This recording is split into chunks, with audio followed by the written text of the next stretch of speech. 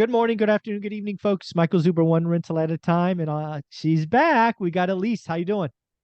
I'm so good. Thank you for having me back. Absolutely. You are a weekly guest, 10 o'clock. I was going to say Saturday. It's not Saturday. It's Monday, 10 o'clock on Monday. How you doing? I'm good. I just got over COVID, but can't hold me down. Here I am. Yeah, that's right. Yeah, it's not fun. I've had it. It's not fun. This is round two for me. It's coming back around. Everyone's getting it again. Yeah. Yeah, the thing for me that was really odd is I lost my appetite. Like Me too. I remember Yeah. one day going, I don't think I ate today. I thought, Yeah. okay, let's just go. I can lose I some weight. know. I know. Same, same, same. Yeah, yeah. Anyways, this is not a COVID show. What we're going to talk about here is kind of a summary, right? You were on the channel a couple weeks ago. People love the interaction, but I think we owe them a summary of how you and your husband got to 21 doors in relatively short order. So, without going deal by deal, why don't we just kind of do the blocking and tackling? What strategies you used? What were the big kind of game changers, Elise? So, remind people when you got your first one.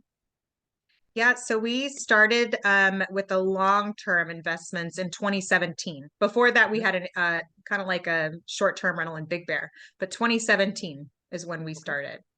And you secured the capital for that purchase with a home equity line or savings or No, that one was just saving 20% down. So okay. that was the slow and steady approach is how we started. And then we started using a different approach to grow much more rapidly.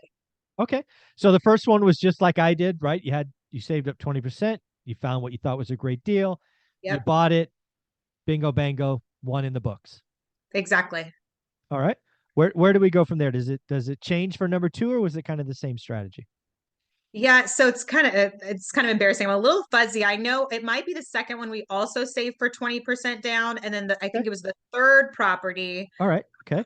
we sold the Big Bear cabin. Ah, And yes. then I think starting around property number four-ish is when we started to do the home equity line of credit on our house. Yeah. Yeah. So let's talk about that. People ask me all the time about using a home equity line of credit. Yeah. And again, given my personal experience when I was growing up, we were a weekend away from being foreclosed. I'm not a big fan of adding debt. Yeah. However, I have used my home equity line. My rule of thumb was Yeah. if I use it, I have to pay it off before I buy anything else. Yeah. And two, I challenged myself to pay it off in a year or less. So when you used your home equity line, did you have similar rules or did you just YOLO it or what was the strategy? Definitely not YOLO. I would like to say that, we take educated, informed risks. But the same thing is we definitely were paying it back. So our line of credit was interest only for a period of time, right? Sure. So you're not paying that principal. And so we were not going to do it unless the BRRRR strategy was allowing us to repay that loan back before 6 months, right? So that it was always prior to 6 months, we're going to have it back. Right. Yeah. Yeah. So let's just hit that because again, burst strategy is something that was amazing. I don't know, 2018, 19, 20. I do not think Burr will be a great strategy 22, 23, 24. But again, it was your story. So again, you have home equity line, you buy a heavy fixer, you probably pay cash, you fix it up, you go back to a bank at the 6 month mark for seasoning, you get an appraisal, you get hopefully all of your money back, if Yeah. not a little more, you pay Yeah. off the equity line. Kind of the base strategy. That's the base strategy. And honestly, we started with that, the value add strategy. And then we sort of got very comfortable once we had our team and we were getting our money back on refis and really seeing the numbers and that we were essentially getting quote unquote free houses, right? Yeah. You have a loan in place, but Yep. if you have no capital invested at the end of the day, that became our strategy. So then we Yeah. rolled with it and then we bought a portfolio with the home equity line of credit and did sort of this crazy BRRRR strategy with the portfolio purchase. So So let's talk about that. So when you say a portfolio, I know what that means, but what was in the portfolio? yeah, so we bought 13 single family homes. Woohoo! It was a stretch for us. It was several years ago. It was a stretch for us. and we used some of our own capital, the home equity line of credit. And luckily we were able to get that price down a little bit after inspections. Sure. We got it down, I think, 130,000 after inspections, and our total portfolio purchase price was 865 Nice. for the 13 houses. Yeah.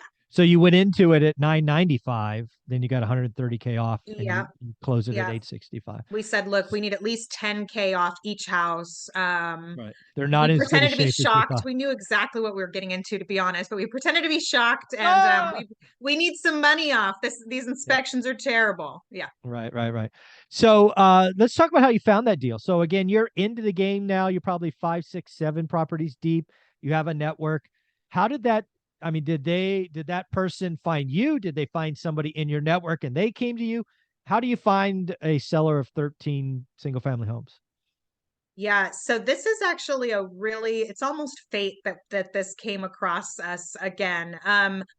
When we were looking for single family homes in the area, previously, one of the sellers was trying to get top dollar for his house, and it had deferred maintenance and all of this, and he was trying to get market value, and it was not a market value house. Right. It just Not going to wasn't. happen.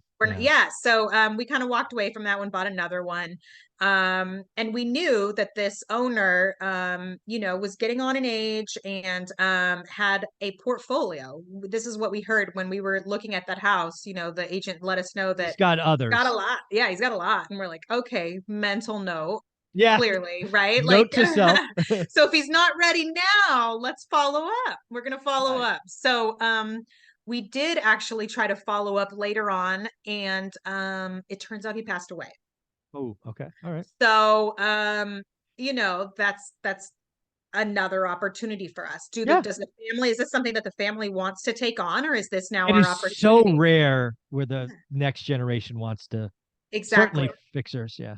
Okay. Exactly. And they were, again, lots of deferred maintenance. And I think like a lot of warm bodies in the houses, right? Like, Yeah. not like he did his own property management. Yeah. No He didn't, screening. No. Yeah. yeah, it wasn't the best. So a lot of work, a lot of work. Mhm. So when we called the agent back, she let us know, like, he did pass away. And so we said, okay, we're going to give it a few weeks. Obviously, we're not terrible people. Yeah. Like, we're just When gonna, when when do we cross the not I, terrible to follow up? What date is when that? is, we're here to help you. Right. Right.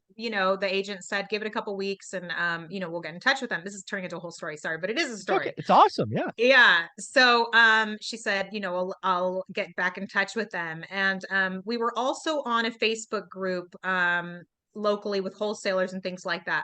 Well, we saw the portfolio pop up with the wholesaler. So the agent did not get those other properties under Ah. contract. And so we saw it pop up on this Facebook group, and we called and we said, look, we know these properties. We know Right. the story. We're interested. We were, almost trying to buy one of them in the past, blah, blah, blah. So yeah, we went under contract, and flew With the out wholesaler. with the wholesaler. Actually, so it was even more expensive. It was like 1.2, and there was land included, and we said, "Look, can we do, I think it was Excellent. 965. Yeah, Right. 965, and it said take out the land and sell that Yep. separately." And so that was cool. We went under contract for that. And then, like I said, we went out, we were able to get into like 10 out of the, or 11 out of the 13 properties, and had them all sign estoppel forms to find out Yep. what was what do you own, what security deposits, you know, had them all sign estoppel forms, and Mhm. yep, and then cut off 130, and at 835 or whatever it was, yeah, we took it. Yeah. Hmm. That's awesome. So again, there's a couple things in this story that I want people to realize. One is you followed up. Yeah, You also took the time to get in Facebook groups in a market that's not your home market, right. right? If you don't do that step, you don't get this deal. Yeah, It goes somewhere else. yeah, So again, folks, grow your network. Always be reaching out. Always meet new people. Always take mental notes. A lot of wisdom there. So again, you close this deal, 13 units, yeah. houses. Do you go one by one and you kind of turn one at a time, or how does that all work? So this was a crazy time. So it was actually February, March, literally, I think 2020, when COVID was Oh, happening. wow. It Oh, the was country's about to literally, shut down.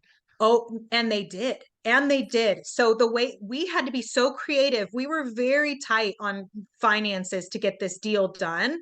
We had to be very creative. And it was just like a kick in the mouth because we were doing 10 conventional through our lender. We were Sure. doing 2 through hard money, Mm, and we were doing 1 as a cash purchase. It was just the okay. way that we wanted to do it. And Yeah, yeah. so um the 2 that were hard money, they backed out. The like it was like I the week remember when the country was shut down, closed. hard money lenders went, "Whew." Done. Yeah, And we're like, is this going to be a problem for the lender? Like, for the seller, like, can we just nix these 2 out? What are they going to want to do? And she wanted to sell the whole as a package. And so, especially with the uncertainty of COVID, it kind of allowed us to, again, take the opportunity and capitalize on that. And we said, look, you have to seller finance us these 2 then. We will take the whole one. We're happy to take the whole one. We don't even know what's happening in the beginning, but we're still willing to yeah. take on this portfolio, but you do have to seller finance it. And we put, hard stop dates. One was 1 year and one was 2 years. And we said, Okay. and you'll be out, knowing that we were going to rehab and BRRRR the Yeah. other properties. So we made her comfortable, Nice. and we worked through it. So now, so that was 2020. It's now, call it the end of 2022. How does the Yeah. portfolio look today? Are they all on permanent debt? Was this the one big And portfolio loan you just did? yep. So we refinanced out, and I'm getting my numbers all messed up, but it was like 13 now that we have in the that portfolio loan. So Sure. yes, and it's at like And four she's and a paid quarter. off. She's happy. It, Oh, it all she worked got out. paid off early. One of them we sold because it was in a flood. There was one property that we did not want, but that's the thing. You have to Yeah, have you got to some, take it all. Yeah. Yeah. yeah. And so one was in a flood zone. So we sold that out and paid that out. And then the other one, we paid her back. We just, yeah, got rid of it. Nice. Mhm. Nice. So again, if I were to look at your story that you get to today, kind of boring in the beginning, 20% down. Then you use your home equity line to facilitate BRRRRs in a very conservative manner, right? You don't Yeah. YOLO and just blow it all out. You pay it back, and then um, you get the opportunity to flex your muscle, which it was a new muscle at the time, right? A portfolio deal, Yeah. follow up, wholesalers networking, seller financing, and now fast. It's only been 4 years, right? Four and a half Yeah. years. It's Yeah. pretty amazing to think about. Yeah, it's wild. I think that your knowledge base and your confidence increase. It's the 2, right? Like you absolutely need a knowledge base. I think people try to get more knowledge than they need to start. Again, that's that analysis paralysis and everything. But what's really important too is the confidence that grows as you become a landlord, and as you secure your teams and are bringing in stable income, and you really start to think bigger. That's it. You Yeah. just start to believe and think bigger. That is awesome. We're going to transition into video number 2 where we talk about lessons learned. But before we do, Elise, how can people follow you? Yes, you can find me on Instagram at Investing for Financial Freedom. Oh, I love that title. One more time. What is it? Find me on Instagram at Investing for Financial Freedom. Awesome. Thank you so much.